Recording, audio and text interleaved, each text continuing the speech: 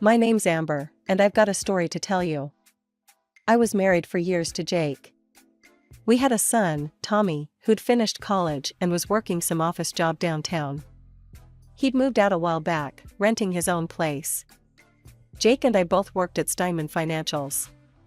I was the deputy chief accountant, and he was in the finance department. Before we got hitched, we signed a prenup.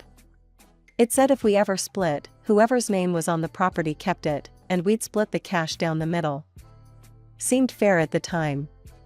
We bought an apartment first, put it in my name. Then we got a house, put that in Jake's. We each had our own car. I always did the shopping for furniture and stuff. Jake hated it, even online shopping. So I kept all the receipts, being an accountant and all. Never knew when they might come in handy. Lately, Jake had been obsessing over our retirement. He'd spend hours poring over financial news, muttering about inflation and the rising cost of living. "Have you seen gas prices lately?" he'd grumble over breakfast.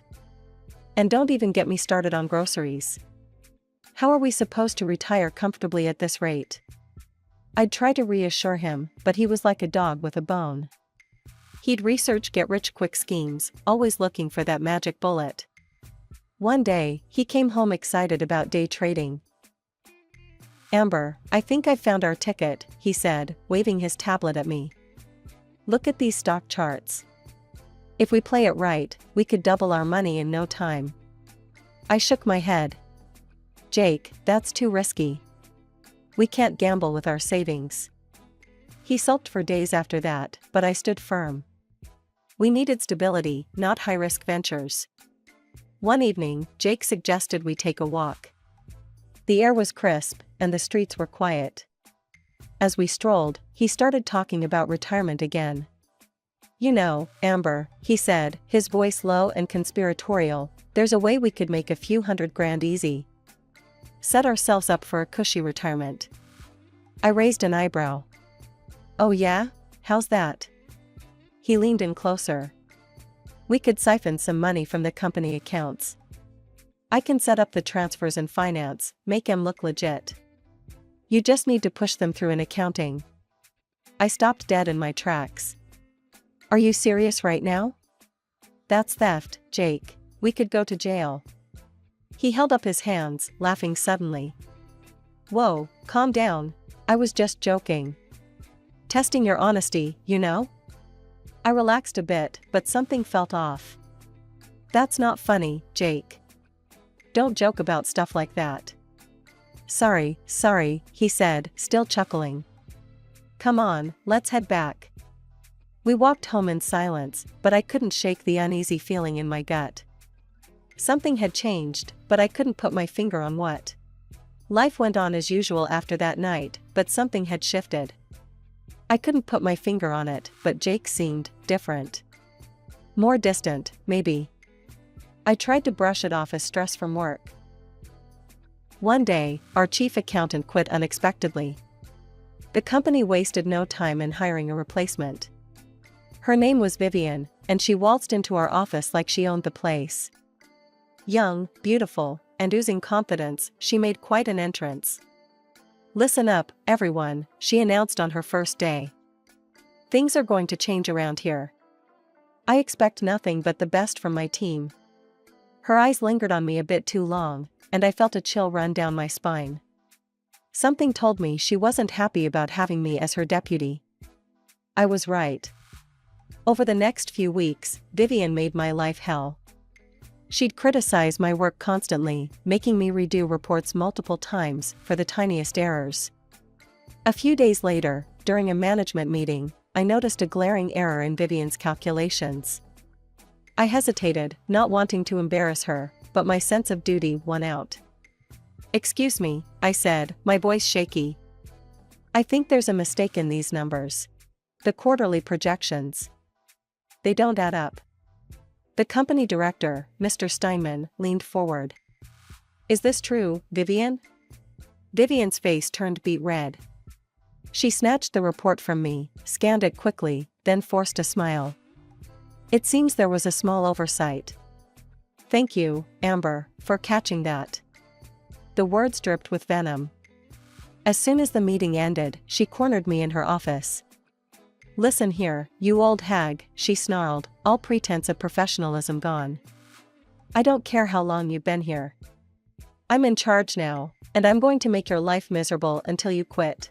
I stood my ground. "I won't quit. I've done nothing wrong." She laughed, a cold, harsh sound. "We'll see about that. You're on thin ice, Amber. One wrong move, and you're out." As I left her office, I felt a mix of fear and determination. I'd worked too hard to let some young upstart push me out. The next few weeks were a nightmare. Vivian seemed to be on a personal mission to make my life miserable. She'd pile work on my desk minutes before I was supposed to leave, criticize every little thing I did, and make snide comments in front of the whole team. I tried to keep my head down and do my job, but it was getting harder every day. Jake wasn't much help either. He'd come home late, barely talk during dinner, and spend most of his time glued to his phone. One particularly rough day, I decided to stay late to finish up some reports. The office was quiet, most people had gone home. As I was about to leave, I heard voices coming from Vivian's office. Curiosity got the better of me, and I crept closer to listen. "Everything's going according to plan," I heard Vivian say. "That old bag won't know what hit her." A man's voice responded, but it was too low for me to make out the words. My heart was pounding so loud I was sure they'd hear it. Just then, the door started to open. I bolted, nearly dropping my purse in my haste to get to the elevator. As the doors closed, I caught a glimpse of a man leaving Vivian's office. I couldn't see his face, but something about his build seemed familiar. That night, I tossed and turned, unable to sleep. Who was Vivian talking to? What were they planning? And why did that man seem familiar? The next morning, I was called into Mr. Steinman's office. My stomach dropped as I saw Vivian standing there, a triumphant smirk on her face. "Amber," Mr. Steinman began, his voice grave. "I'm afraid we have to let you go." I felt like I'd been punched in the gut. "What? Why?"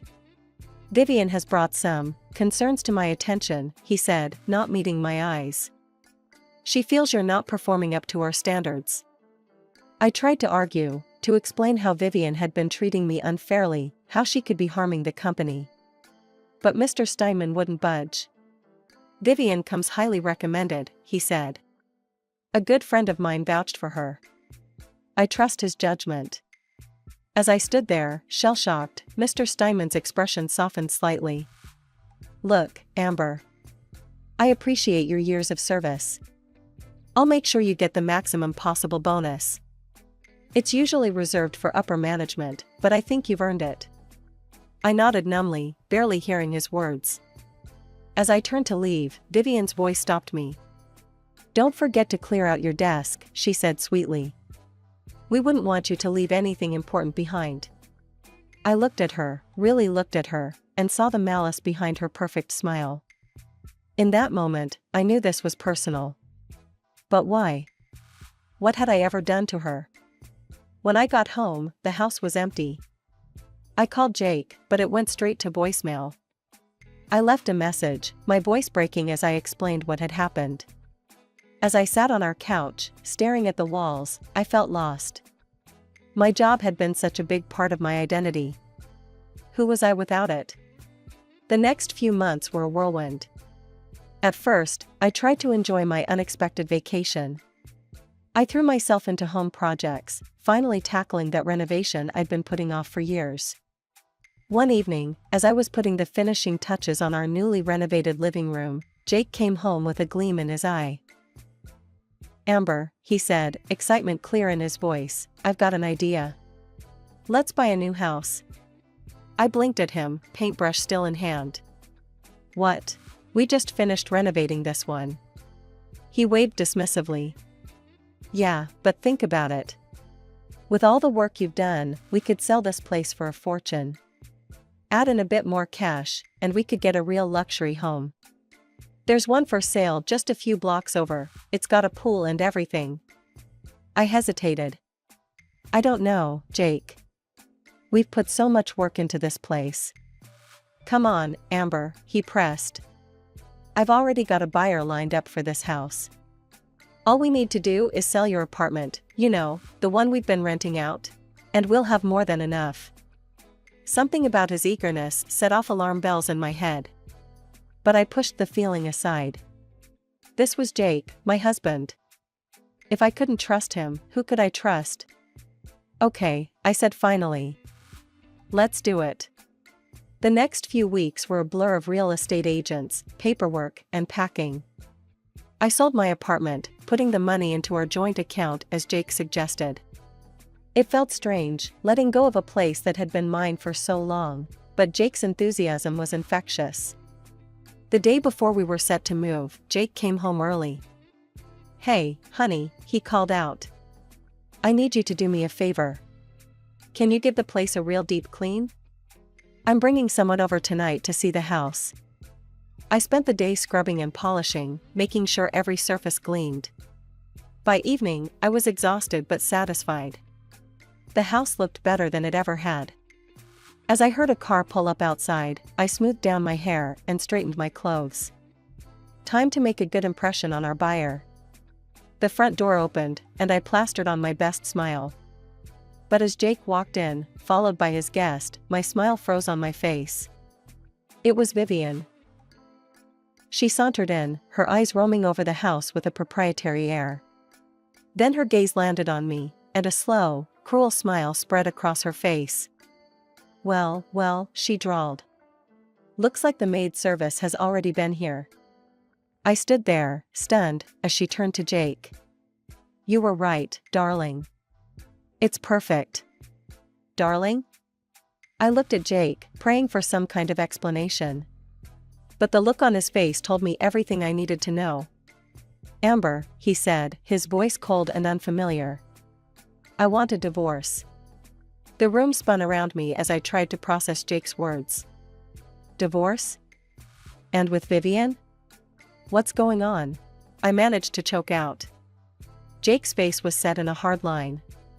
It's simple, Amber. I love Vivian. We want to be together. Vivian draped herself over Jake, her eyes gleaming with triumph. That's right, honey. I'm not just taking your job. I'm taking your husband too. I felt like I was in some kind of twisted nightmare. How long? I whispered. Jake at least had the decency to look uncomfortable. A while, he admitted. But that's not important now. What's important is that we part ways, amicably. I laughed, a harsh, bitter sound. Amicably? You've been cheating on me, and you want amicable? He held up his hands. Look, I'm trying to be fair here.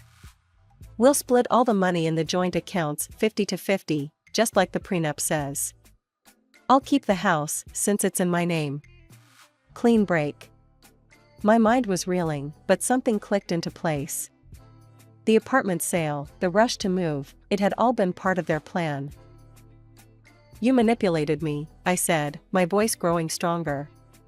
You made me sell my apartment so you could get your hands on more cash.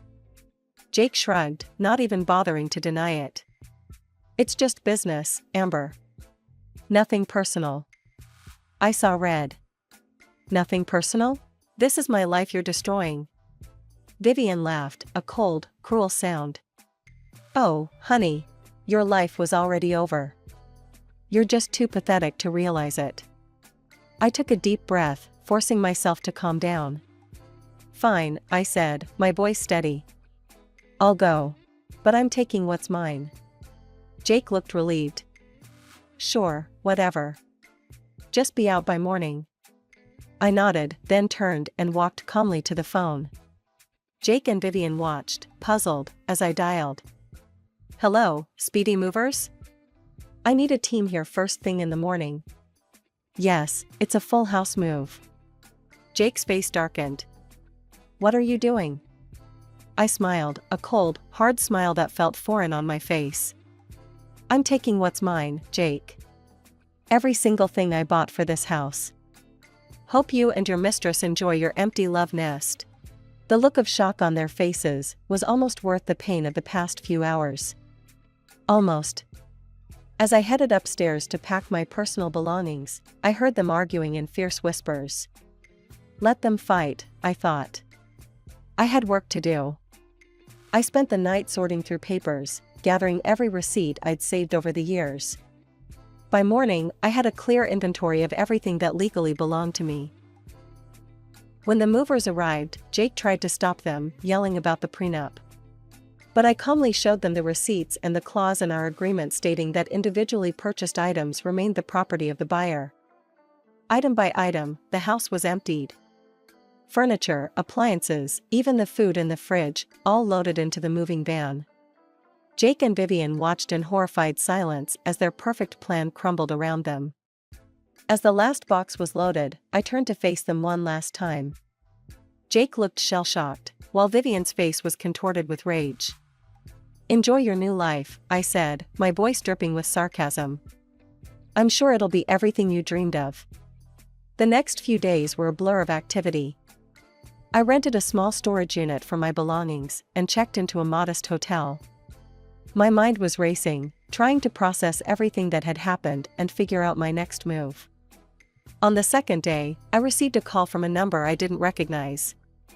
It was a lawyer, representing Jake. Mrs. Thompson, he said, his voice cold and professional, I'm calling to inform you that your actions regarding the removal of property from your marital home were illegal. My client demands the immediate return of all items. I laughed, surprising even myself with how steady my voice was. I don't think so. Everything I took, I purchased. I have the receipts to prove it. The lawyer paused, clearly not expecting this response. Nevertheless, the prenuptial agreement. The prenup states that individually purchased items remain the property of the buyer, I interrupted. You're welcome to review it. Now, if you'll excuse me, I have my own legal matters to attend to. I hung up, my heart pounding. I knew this was far from over, but I felt a small thrill of victory. For once, I was fighting back. That evening, I called my son, Tommy. I hadn't told him about the divorce yet, and my heart ached at the thought of breaking the news. Mom, he answered, his voice concerned. Is everything okay? I've been trying to reach Dad, but he's not answering. I took a deep breath. Tommy, there's something I need to tell you. Your father and I, we're getting a divorce. There was a long silence on the other end. Then, what? Why? What happened? I explained as best I could, trying to keep the bitterness out of my voice, for Tommy's sake. When I finished, he was quiet for a long moment. I'm so sorry, Mom, he finally said, his voice thick with emotion. What can I do? Do you need a place to stay? I smiled, grateful for his support. No, honey, I'm okay for now. But there is something you could do for me. I explained my plan, feeling a twinge of guilt for involving Tommy. But I needed someone I could trust completely, and who better than my own son? Tommy agreed without hesitation.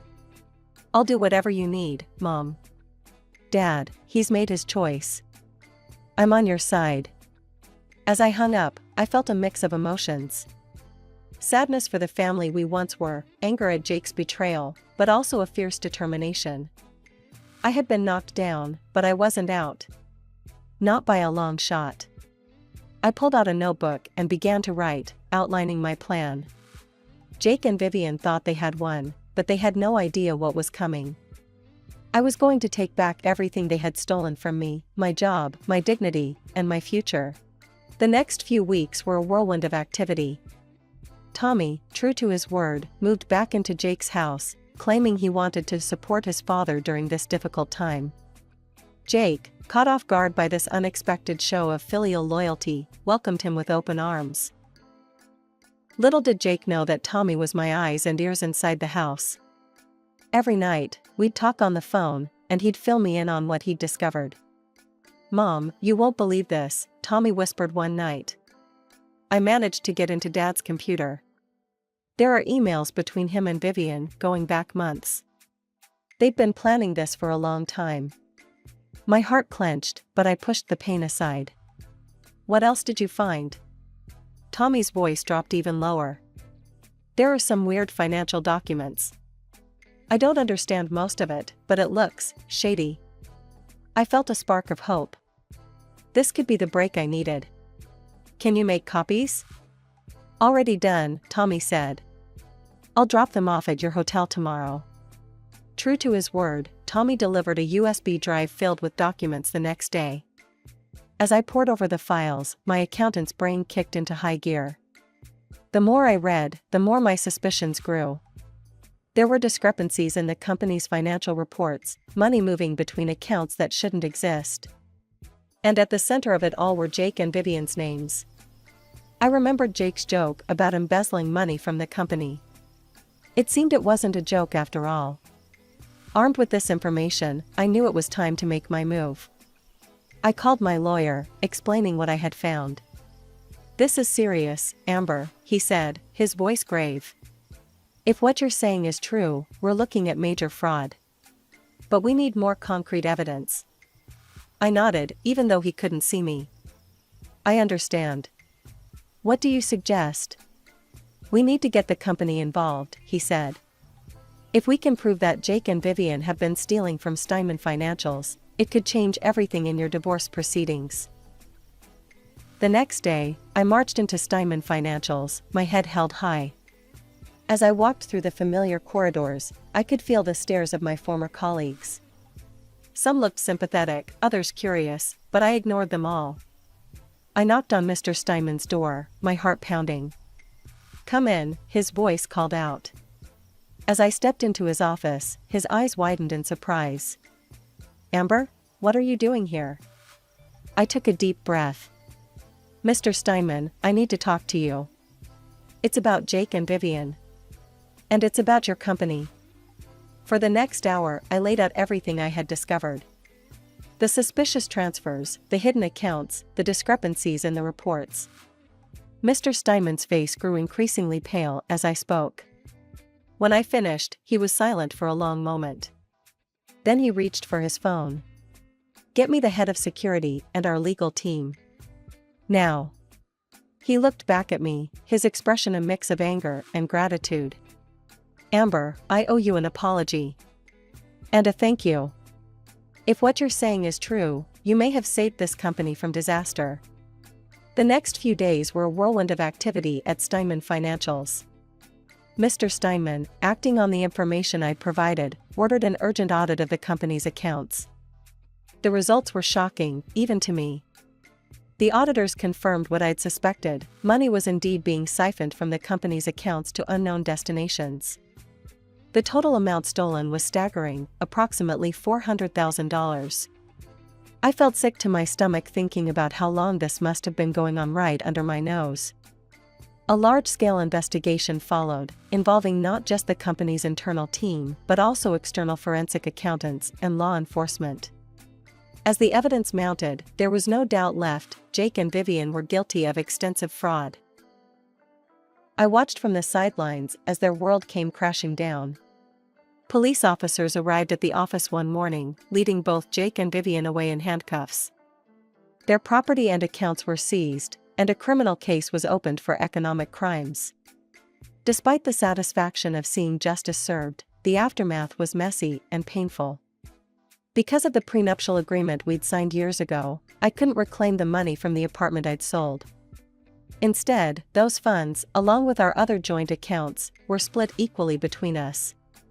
The house, being in Jake's name, remained his property. However, my lawyer fought hard, and we managed to secure some victories. I received financial compensation from Jake amounting to 50% of our house's value, plus lifelong alimony. It wasn't everything I'd hoped for, but it was something. But I wasn't done. I went after Vivian too, demanding compensation for the trauma and financial loss I'd suffered due to her actions. The court sided with me, ordering her to pay over $35,000 in damages. In the end, Jake and Vivian received suspended sentences for their fraud. All their property was confiscated, leaving them deep in debt. The court also barred them from holding any senior positions in the future. Their careers, like their reputations, were in tatters. As I left the courthouse after the final hearing, I felt a mix of emotions: relief, sadness, anger, but also hope. The past few months had been a nightmare, but I'd come through it stronger than ever. I'd uncovered a major fraud, reclaimed my reputation, and secured my financial future. With a substantial amount of money in my bank account, I decided it was time for a fresh start. After weeks of searching, I found the perfect place, a small house with a cozy garden on the outskirts of town. It was nothing like the lavish home I'd shared with Jake, but as I stood on the porch, looking out at the neat rows of flowers and vegetables, I felt a sense of peace I hadn't experienced in years. I threw myself into renovating the house, making it truly mine. I painted the walls in warm, cheerful colors, installed bookshelves for my growing collection, and set up a small home office overlooking the garden. Tommy visited often, helping me with the heavier work and just keeping me company.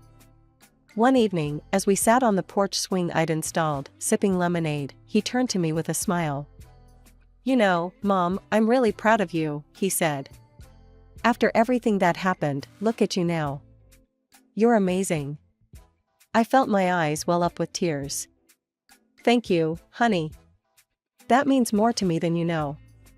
As I settled into my new life, I received an unexpected call from Mr. Steinman. "Amber," he said, his voice warm. "I hope you're doing well. I have a proposition for you." It turned out that after the dust had settled from the fraud scandal, Steinman Financials was in need of a new chief accountant. And they wanted me. "Your work in uncovering the fraud was exemplary," Mr. Steinman said. "We need someone with your skills and integrity. Plus, there's a substantial bonus in it for you, as a thank you for saving the company from ruin." I was speechless. After a moment, I found my voice. "Mr. Steinman, I don't know what to say. Thank you. I'd be honored." My first day back at the office was surreal. As I walked through the doors, not as a disgraced former employee, but as the new chief accountant, I held my head high. My former colleagues greeted me with smiles and congratulations. Mr. Steinman met me in the lobby, a broad smile on his face. To my surprise, he pulled me into a hug. "Welcome back, Amber," he said, his voice thick with emotion. "We're lucky to have you." As I settled into my new role, I felt a sense of satisfaction I hadn't experienced in years. I was doing work I loved, surrounded by people who respected me. The financial bonus was generous, allowing me to pay off my new house and set aside a nest egg for the future. In the evenings, I'd return to my little house, tend to my garden, and relax on the porch swing. Sometimes Tommy would join me, other times I'd enjoy the solitude. I started taking classes at the local community college, art, literature, even a cooking course. For the first time in years, I was focusing on my own growth and happiness.